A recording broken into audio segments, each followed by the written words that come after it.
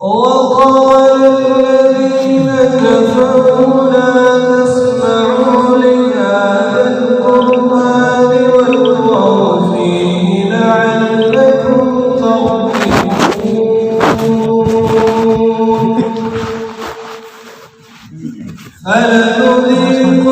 فلنذيقن الذين كفروا عذابا شديدا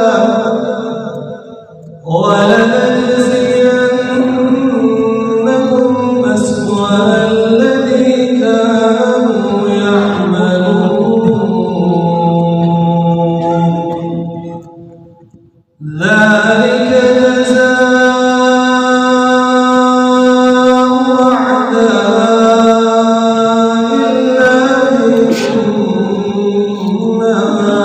الله لهم فيها دار الخلد جزاء بما كانوا بآياتنا يجحدون وقال الذين كفروا ربنا أرنا الذي أضلنا ربنا أرنا الذين أضلنا من الجن والإنس نجعلهما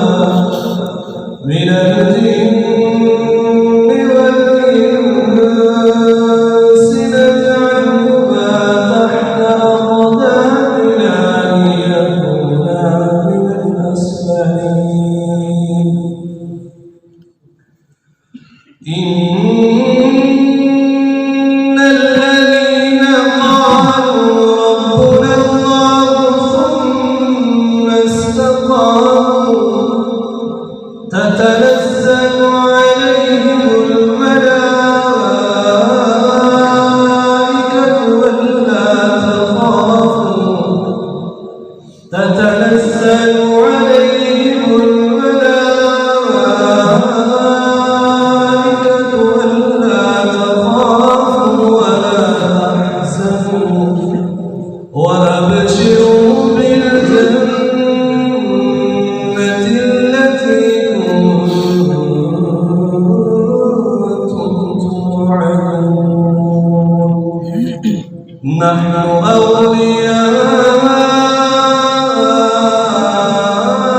أولياؤكم في الحياة الدنيا وفي الآخرة ولكم فيها ما تشتهي أنفسكم ولكم فيها ما تدعون نزلا من غفور رحيم